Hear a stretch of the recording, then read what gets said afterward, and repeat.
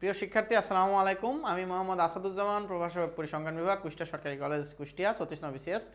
এই new study হাবের পক্ষ থেকে তোমাদের জন্য আজকে আমি থার্ড ইয়ারের একটি ডেমো ক্লাস নেব। জানো যে সব ইয়ারেরই সব সাবজেক্টেরই, শুধু পরিসংখ্যান না, তৃতীয় বর্ষটা মোস্ট ইম্পর্ট্যান্ট, কারণ এখানে যত বেসিক কোর্স থাকে একটি বিষয়ের, সবগুলো কোর্সই কিন্তু তৃতীয় বর্ষে থাকে। তো তোমরা যারা পরিসংখ্যানের স্টুডেন্ট জানো, তৃতীয় বর্ষে তোমাদের inference, regression analysis, design of experiment, sampling distribution থেকে শুরু করে যত ইম্পর্টেন্ট কোর্স আছে সবগুলো কোর্স আছে। সেক্ষেত্রে রিগ্রেশন অ্যানালাইসিস খুব important, design of experiment important. Design of experiment কিন্তু আবার মাস্টার্সেও আছে, অর্থাৎ থার্ড ইয়ারের এইখান থেকে দুইটা কোর্স কিন্তু তোমরা মাস্টার্সে সরাসরি পাবা, সেটা ইনফারেন্স এবং ডিজাইন অফ এক্সপেরিমেন্ট। সো এই দুইটা কোর্স যদি তোমরা এখানে ভালো করো, মাস্টার্সেও কিন্তু তোমাদের দুইটা কোর্স বেশ ভালোভাবে হয়ে যাবে। তো আমি আজকে খুব সহজে ডিজাইন অফ এক্সপেরিমেন্ট নিয়ে একটু ক্লাস নিব, যে কিভাবে ডিজাইন করা হয় বা এটা কিভাবে মডেল ফিট করা হয়, এটা নিয়ে তোমাদের কাজ করব। তো আমাদের আজকের বিষয় ডিজাইন অফ এক্সপেরিমেন্ট।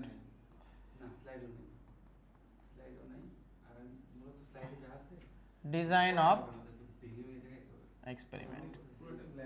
তো এইখানে কয়েকটা জিনিস আমাদের একটু ভালোভাবে জানা লাগবে, যে ডিজাইন কাকে বলে আর হলো এক্সপেরিমেন্ট কাকে বলে। ওকে, এই দুইটা জিনিস কিন্তু আমাদের খুব ইম্পর্টেন্ট। ডিজাইন অফ এক্সপেরিমেন্ট যদি আমাদের জানতে হয়, তাহলে ডিজাইন এবং এক্সপেরিমেন্টটা খুব ভালো জানে। তো স্ট্যাটিস্টিক্সে আমাদের কিন্তু এক্সপেরিমেন্ট, তোমরা যারা রিসার্চ নিয়ে কাজ করো, রিসার্চের ক্ষেত্রেও কিন্তু এক্সপেরিমেন্ট খুব ইম্পর্টেন্ট, কারণ এক্সপেরিমেন্ট কোন ধরনের, রিসার্চ কোন ধরনের হয়, এক্সপেরিমেন্টাল হয়, বিভিন্ন ধরনের হয়। সো তুমি যদি এক্সপেরিমেন্টটা ভালো না বোঝো, তাহলে কিন্তু এটা তো সমস্যা। তো এক্সপেরিমেন্টের বাংলা হলো পরীক্ষণ। এটাকে আমরা যদি বাংলায় বলি, সো এটাকে আমরা লিখবো হলো পরীক্ষণ। তো পরীক্ষণ জিনিসটা কি? পরীক্ষণের আবার কিছু ব্যাপার আছে। পরীক্ষণের বেসিক্যালি কয়েকটা শর্ত আছে, অর্থাৎ সেই শর্তটা হলো কোনো কাজ কিছু শর্তের অধীনে বারবার করতে হবে, সেটাকে আমরা এক্সপেরিমেন্ট বলি বা পরীক্ষা বলি। অর্থাৎ পরীক্ষণ হতে হলে কিন্তু কোনো কাজ একবার করলে হবে না, আবার ইচ্ছে মতো করলেও হবে না। কিছু গাইডলাইন আছে, কিছু প্রিন্সিপাল আছে, সেগুলো মেনটেন করে, অর্থাৎ কিছু শর্তের অধীনে কোনো কাজ যখন আমরা বারবার করব, সেটাকে আমরা বলবো হলো এক্সপেরিমেন্ট। তাহলে কেউ যদি বলে এক্সপেরিমেন্ট কাকে বলে, তোমরা খুব সহজে বলতে পারবা যে কিছু শর্ত মেনে কোনো কাজ বারবার করাকেই বলা হয় হলো এক্সপেরিমেন্ট বা পরীক্ষণ।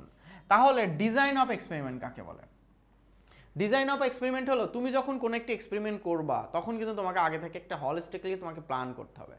সাপোজ তোমার কাছে মনে হলো যে আমি একটি নতুন করে একটা আম বাগান লাগাবো, আমের একটি এক্সপেরিমেন্ট করব, দেখবো যে এই জমিতে কি ধরনের আম চাষ হয়।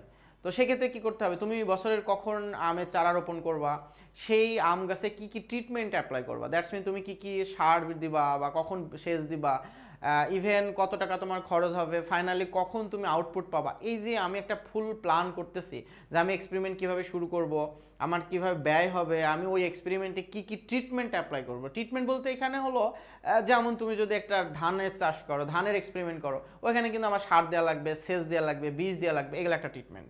কোনো একটি ডাক্তার যদি একটা পেশেন্টের উপরে ট্রিটমেন্ট অ্যাপ্লাই করে, তখন তার ট্রিটমেন্ট কিন্তু ভিন্ন হবে। তখন তাকে বিভিন্ন মেডিসিন দিতে হবে বা কোনো থেরাপি দিতে হবে, সার্জারিও করতে হতে পারে। অর্থাৎ ইমপ্রুভমেন্টের জন্য যা যা অ্যাপ্লাই করবো, সেগুলোকে বলা হয় হলো ট্রিটমেন্ট। অর্থাৎ একটা এক্সপেরিমেন্ট করার জন্য যে ফুললি আমরা একদম শুরু থেকে শেষ পর্যন্ত যে প্ল্যানটা করব, এটাকে বাংলায় বলা হয় নকশা। এটাকে বাংলায় বলা হয় হলো নকশা। এটাকে বলা হয় ডিজাইন অফ এক্সপেরিমেন্ট। অর্থাৎ এক্সপেরিমেন্ট করার জন্য যে একটি কমপ্লিট গাইডলাইন বা প্ল্যান, সেটাকেই বলা হয় হলো ডিজাইন অফ এক্সপেরিমেন্ট। তো এই ডিজাইন অফ এক্সপেরিমেন্ট করতে গেলে আমাদের কিছু মূলনীতি বা প্রিন্সিপাল মেনটেন করতে হবে। অনেকগুলো মূলনীতি আছে, তা আমি বেসিক্যালি তোমাদের তিনটা মূলনীতির কথা বলবো। ডিজাইন অফ এক্সপেরিমেন্টের জন্য তিনটা মূলনীতি মেনটেন করাই লাগবে, আদারওয়াইজ তোমাকে হবে না। তার মধ্যে প্রথমটা হলো র্যান্ডমাইজেশন।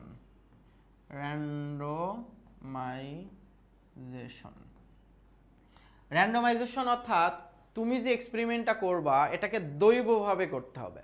ফর এক্সাম্পল, আমি বললাম যে আমি খুব ভালো কেক বানাতে পারি, ঠিক আছে। কেকের উপর আমি একটা এক্সপেরিমেন্ট করলাম, এক্সপেরিমেন্ট করার পরে আমার একটা কেক বানাইলাম, বানানোর পরে দেখা যাচ্ছে তোমাদের ম্যাডামকে খাওয়াইলাম। তো ম্যাডাম স্বাভাবিকভাবেই কিন্তু বলবে হ্যাঁ এক্সপেরিমেন্ট কেক খুব ভালো হয়েছে। এটা কিন্তু একটা ভালো রেজাল্ট না, কারণ আমি শুধুমাত্র আমি আমার পছন্দের মানুষকে কি করলাম, আমার এক্সপেরিমেন্টের জিনিস টেস্ট করালাম। এইটা আসলে এক্সপেরিমেন্ট হবে না। এক্সপেরিমেন্ট হতে হলে সেটা র্যান্ডমলি করতে হবে। অর্থাৎ তুমি একটি কেকের উপর এক্সপেরিমেন্ট করছো, এই কেকটা র্যান্ডমলি তোমার নোন আননোন পরিচিত অপরিচিত অনেক মানুষকে খাওয়াইতে হবে। খাওয়ানোর পরে যদি তারা বলে যে হ্যাঁ এই কেকটা খুব ভালো টেস্ট হয়েছে এবং খুব হেলদি, তখন তুমি বলতে পারো যে হ্যাঁ আমার এক্সপেরিমেন্টটা সফল হয়েছে। অর্থাৎ এক্সপেরিমেন্ট করতে হলে তোমাকে সেটা র্যান্ডমলি করতে হবে বা র্যান্ডমাইজেশন মেনটেন করে করতে হবে, না হলে সেটা এক্সপেরিমেন্ট হবে না।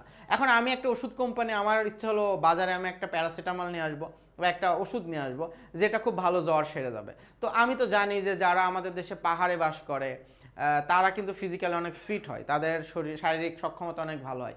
তো আমি আমার এই ওষুধটা শুধুমাত্র যারা ফিজিক্যালি ফিট তাদের উপরে, তাদেরকে আমি এই ওষুধটা ইনপুট করলাম, করার পরে বললাম যে আমার ওষুধটা খুব ভালো কাজ করতেছে, এটা কিন্তু একটা প্রপার এক্সপেরিমেন্ট হবে না। বিকজ এই একটা medicine randomly weak person, strong person, old person, child সবাইকে যখন খাওয়ানোর পরেও ভালো রেজাল্ট দিবে, তখন আমাকে বলতে পারবো যেটা ভালোভাবে কাজ করছে। অর্থাৎ এক্সপেরিমেন্ট করতে গেলে সেটাকে র্যান্ডমলি করতে হবে, বায়াস হয়ে করা যাবে না। সেকেন্ড হলো, প্রথমে আসছে র্যান্ডমাইজেশন, তারপর হচ্ছে রেপ্লিকেশন। রেপ্লিকেশন হলো কোনো একটা কাজ বারবার করা। অর্থাৎ তুমি কোনো একটা কাজ একবার করলা, খুব ভালো রেজাল্ট পাইলা, বললা যে হ্যাঁ আমি এটা খুব ভালো পারি, বা এই মেডিসিনটা খুব ভালো কাজ করে, বা এই ধানের জাতে খুব ভালো উৎপাদন হয়। নো, বারবার করতে হবে। তুমি কোনো একটা ধান একটা খরা সহিংসু বা জায়গায় বা একটা লোনা পানির জায়গাতে তুমি লাগানোর পরে প্রথম বছর খুব ভালো প্রোডাকশন দিয়ে, আর মানে এই না যে তোমার এই ধানটা খুব ভালো হবে।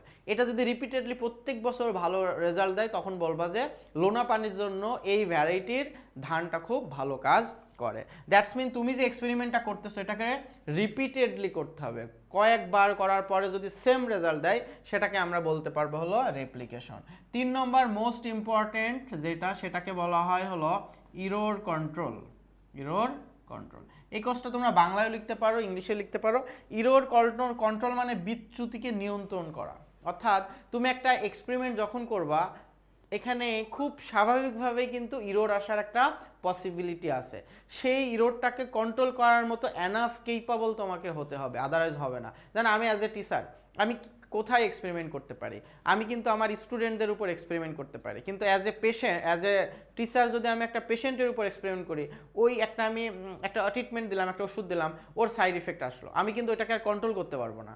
দ্যাটস মিন আমাকে ওই ধরনের এক্সপেরিমেন্ট করতে যাওয়া ঠিক হবে না। একজন ফার্মারের উচিত কৃষিক্ষেত্রে এক্সপেরিমেন্ট করা। কারণ কি, যদি কোনো ইরোধ তৈরি হয় বা সাইড ইফেক্ট হয়, তখন কিন্তু সে সেটাকে কি করতে পারবে, নিয়ন্ত্রণ করতে পারবে। তো এক্সপেরিমেন্ট করতে গেলে এমন কোনো বিষয়ের উপর এক্সপেরিমেন্ট করা যাবে না যে যেখানে ইরোর হলে কন্ট্রোল করা যাবে না বা সেটাকে নিয়ন্ত্রণ করার যার কোনো মিনিমাম নলেজ নেই, সেই ব্যাপারে এক্সপেরিমেন্ট করা যাবে না। অর্থাৎ এক্সপেরিমেন্ট করতে গেলে এই র্যান্ডমাইজেশন, রেপ্লিকেশন এবং ইরর কন্ট্রোল, এই 3টা প্রিন্সিপাল খুব ভালোভাবে মেনটেন করতে হবে, তাহলে আমাদের একটা এক্সপেরিমেন্ট সফল হবে। আদারওয়াইজ কিন্তু সেখান থেকে আমরা ভালো রেজাল্ট পাবো না। এখন কথা হলো, এই যে আমরা বলছি ডিজাইন অফ এক্সপেরিমেন্ট, এই ডিজাইন কি কি আছে? তো তোমাদের মূলত বেসিক্যালি 3টা ডিজাইন খুব ভালোভাবে পড়া লাগবে। একটা সিআরডি, একটা হলো আরবিডি এবং একটি হলো এলএসডি। এই 3টা ডিজাইন কিন্তু তোমাদের খুব ভালোভাবে পড়া লাগবে। সিআরডি মানে completely randomise design, randomise block design, Latin square design. অর্থাৎ এই 3টা ডিজাইন আছে এবং এই 3টা ডিজাইন থেকে অলমোস্ট প্রায় 50 মার্কের কোশ্চেন আসে। অর্থাৎ কেউ যদি শুধুমাত্র এই 3টা ডিজাইন ভালো করে, সে কিন্তু শুধুমাত্র এই 3টা ডিজাইন থেকেই 50 মার্কের কোশ্চেন পেতে পারে। তো আমরা এখানে আজকে মূলত 2টা ডিজাইন নিয়ে তোমাদের সাথে একটু আলোচনা করব। একটা হলো আরবিডি আর একটা হলো সিআরডি। কখন আরবিডি হয় আর কখন সিআরডি হয় সেটা নিয়ে আমরা আজকে বেসিক আলোচনা করব। সিআরডি, আরবিডি, এই 2টা ডিজাইন নিয়ে আমরা আজকে আলোচনা করব যে কখন কোথায় আলোচনা করা হয়। এটাকে বলছে কমপ্লিটলি র্যান্ডমাইজ ডিজাইন। তো আমি সাপোজ আমি একটা এক্সপেরিমেন্ট করলাম কিসের উপরে, আমি একটা জমিতে সাপোজ কিছু বৃক্ষরোপণ করলাম, ওকে, কিছু আম গাছ লাগালাম একটা জমিতে কিছু, ওকে। তো এই যে আমি একটা এক্সপেরিমেন্ট করতেছি, এইটা আমার এক্সপেরিমেন্টাল ইউনিট। এই এক্সপেরিমেন্টাল ইউনিটে এক্সপেরিমেন্ট করতে গেলে আমাকে বিভিন্ন ধরনের ট্রিটমেন্ট অ্যাপ্লাই করা লাগবে। বিভিন্ন ধরনের ট্রিটমেন্ট কিন্তু আমাদের এখানে অ্যাপ্লাই করা লাগবে। এই ট্রিটমেন্টের বাংলা হলো চর্যা। ট্রিটমেন্ট অ্যাপ্লাই করা লাগবে। তো একটা আম বাগানে কি কি ট্রিটমেন্ট দেওয়া লাগতে পারে? প্রথমত সার দেওয়া লাগবে, অবশ্যই বীজ দেওয়া লাগবে, সেচ দেওয়া লাগবে। এটা এখন কথা হলো, মনে করো এই গাছটা আমার খুব মানে এই জাতের আমটা খুব ভালো, অথবা এই গাছটা আমার বাবা লাগিয়েছিল, তার মানে আমি যখন ট্রিটমেন্টটাকে অ্যাপ্লাই করব আমি কি করলাম, এই গাছগুলোর তুলনায় এই গাছে বেশি সার দিলাম, তাহলে কিন্তু এটা এক্সপেরিমেন্ট হবে না। অর্থাৎ তুমি যে ট্রিটমেন্টটাকে অ্যাপ্লাই করছো র্যান্ডমলি অ্যাপ্লাই করতে হবে, যেন প্রত্যেকে সমানভাবে পায়। যদি এই ধরনের কেস আসে তখন আমরা সেটাকে বলবো সিআরডি, অর্থাৎ র্যান্ডোমাইজ কমপ্লিটলি র্যান্ডোমাইজ ডিজাইন। এই যে সম্পূর্ণ দৈবভাবে আমি ট্রিটমেন্টটাকে অ্যাপ্লাই করছি, এটাকেই বলা হয় কমপ্লিটলি র্যান্ডোমাইজ ডিজাইন। এখন কথা হলো, এই কমপ্লিটলি র্যান্ডমলি যদি আমরা ট্রিটমেন্ট অ্যাপ্লাই করতে হয় তখন এই প্রত্যেকটা এক্সপেরিমেন্টাল ইউনিটকে কিন্তু হোমোজিনিয়াস হতে হবে, হোমোজিনিয়াস হতে হবে, অর্থাৎ উপাদানগুলো একই রকম হতে হবে। অর্থাৎ পরীক্ষণের সকল উপাদান যদি সেম হয় বা সমবৈশিষ্ট্যের হয় বা হোমোজিনিয়াস হয়, তখন আমরা কি করব, ওই উপাদানগুলোর উপরে আমরা র্যান্ডমলি ট্রিটমেন্ট অ্যাপ্লাই করব, তখন আমরা একটা ভালো রেজাল্ট পাবো। এটাকেই বলা হয় কমপ্লিটলি র্যান্ডোমাইজ ডিজাইন বা সিআরডি। এর একটি মডেল আছে, সেই মডেলটা আমরা যদি লিখি y I J equals to mu plus alpha I plus E I j. এখানে এইটাকে টোটাল ইল্ড বলা হয়, এটাকে গড় উৎপাদন, এটা হলো কনস্ট্যান্ট হয়। এইটাই মূলত চর্যার প্রভাব। অর্থাৎ তুমি যে একটা বা আমি একটা এক্সপেরিমেন্ট করতেছি, সেই এক্সপেরিমেন্টে যে আমরা ট্রিটমেন্ট প্রয়োগ করতেছি, ট্রিটমেন্ট প্রয়োগের ফলে এক্সপেরিমেন্টের কী কী লাভ হচ্ছে বা কী কী সমস্যা হচ্ছে, সেটাই আমরা নির্ণয় করব আলফা আয়ের মান দ্বারা, চর্যার প্রভাব দ্বারা। তো এই মডেলটা থেকে প্যারামিটার নির্ণয়, এই মডেলের থেকে অ্যানোভা টেবিল নির্ণয়, অনেক কিছু আমাদের কিন্তু করা লাগবে। এখন আমরা আসবো যে আরবিডি কখন ব্যবহার করা হয়। তো আমি এক্সাম্পলটা আমি আমার ক্লাসেও দিই, এটা আমার খুব ভালো লাগে। সাপোজ এটা একটা নদীর এইখানে আমার একটা ধানের জমি আছে, ঠিক আছে, যেখানে আমি কি করব, একটা ধান চাষ করব বা ধানের উপরে এক্সপেরিমেন্ট করব। তো এইখান থেকে যদি আমরা আর্দ্রতা নিই তাহলে কিন্তু আর্দ্রতা মেইনলি বেসিক্যালি এরকম আসবে। অর্থাৎ এই যে নদী এইখানে, যার কারণে এই পর্শনটাতে কিন্তু কি হবে, মাটিতে রস বেশি থাকবে বা আর্দ্রতা বেশি হবে। সিমিলারলি আমি যদি চিন্তা করি এই পাশে কি হবে, আর্দ্রতাটা কম হবে। অর্থাৎ আমার এই এক্সপেরিমেন্টাল ইউনিটটা কিন্তু এখন আর হোমোজিনিয়াস হচ্ছে না, অর্থাৎ সমবৈশিষ্ট্যের হচ্ছে না। এইদিকে একটু ডোবা বেশি থাকে, এইদিকে ডোবা কম হয়, অর্থাৎ এইদিকের মাটিটা ভেজা থাকে বা আর্দ্রতা বেশি থাকে, এইদিকে আর্দ্রতা কম হয়। সো এখন এই এক্সপেরিমেন্টাল ইউনিটে যদি আমি সেম ট্রিটমেন্ট প্রয়োগ করি, অর্থাৎ এইখানে আমি যতটুকু সার দিব এখানেও আমি ততটুকু সার দিব, যদি এইরকম হয় র্যান্ডমলি যদি সার ইউজ করি বা ট্রিটমেন্ট অ্যাপ্লাই করি, তখন কিন্তু প্রোডাকশন আর ভালো হবে না, কারণ এই জমিটাই তো হোমোজিনিয়াস না, একই রকম না। তখন আমাকে কি করতে হবে, বিভিন্ন ব্লক ভাগ করতে হবে। অর্থাৎ এই জমিটাকে আমি তখন সাপোজ এরকম 4টা ব্লকে ভাগ করলাম, অর্থাৎ একটা এক্সপেরিমেন্টাল ইউনিটকে আমি তখন কি করলাম, ভাগ করলাম। এই যে ভাগ করলাম, কিসের ভিত্তিতে ভাগ করব, এই অংশটা কিন্তু সেম। অর্থাৎ আমি এটাকে বললাম যে 1 নম্বর ব্লক, এই 1 নম্বর ব্লকে কিন্তু আর্দ্রতা বেশি। সিমিলারলি 2 নম্বর ব্লক যখন করব, এই পুরোটাতেই কিন্তু আর্দ্রতা কম, এইদিকে যত যাবে আর্দ্রতা কিন্তু কম হবে। অর্থাৎ আমার যখন পপুলেশন বা এক্সপেরিমেন্টাল ইউনিট যখন হোমোজিনিয়াস হবে না, অর্থাৎ হেটেরোজিনিয়াস হবে বা সমবৈশিষ্ট্যের হবে না, তখন আমাকে সমবৈশিষ্ট্যের উপাদানগুলোকে আলাদা আলাদা করে ব্লক তৈরি করতে হবে। এই জন্য এটাকে বলা হয় র্যান্ডোমাইজ ব্লক ডিজাইন। অর্থাৎ প্রথমে ব্লক তৈরি করতে হবে, এই ব্লকের মধ্যে এখন আমাকে র্যান্ডমলি ট্রিটমেন্ট অ্যাপ্লাই করতে হবে। অর্থাৎ এখন আমি যদি সার দিই জমিতে, এই দিকে কিন্তু র্যান্ডমলি দিব। দেখা যাচ্ছে আমি এখানে 2 কেজি ইউরিয়া সার ইউজ করতেছি, এই 2 কেজি ইউরিয়াকে কিন্তু সমানভাবে পুরো ব্লকের মধ্যে ভাগ করে দিতে হবে। তো আমি যদি এইখানে এখন মনে করো যে তুমি যদি এখানে 3 কেজি দাও, তাহলে সমানভাবে যেন পাই। অর্থাৎ ব্লক করার পরে ব্লকের মধ্যে কিন্তু আবার র্যান্ডমলি অ্যাপ্লাই করতে হবে। এই জন্য আসছে র্যান্ডোমাইজ ব্লক, অর্থাৎ ব্লক করতে হবে, সেই ব্লকের মধ্যে আবার ট্রিটমেন্টগুলোকে র্যান্ডমলি দিতে হবে।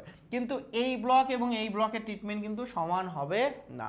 অর্থাৎ আমরা মোটা দাগে মনে রাখবো, যদি এক্সপেরিমেন্টাল ইউনিট যদি হোমোজিনিয়াস না হয়, হেটারোজিনিয়াস হয়, তাহলে আমাকে কি করতে হবে, সমবৈশিষ্ট্যের গুণসম্পন্ন উপাদানগুলোকে নিয়ে, অর্থাৎ যারা হোমোজিনিয়াস তাদেরকে নিয়ে আলাদা আলাদা গ্রুপ করতে হবে। ওই গ্রুপগুলোর মধ্যে আমাকে আবার র্যান্ডমলি ট্রিটমেন্ট অ্যাপ্লাই করতে হবে। সেক্ষেত্রে আমরা ব্যবহার করব হলো র্যান্ডোমাইজ ব্লক ডিজাইন। অর্থাৎ এইখানে কিন্তু আমার 2টা ফ্যাক্টর কাজ করতেছে।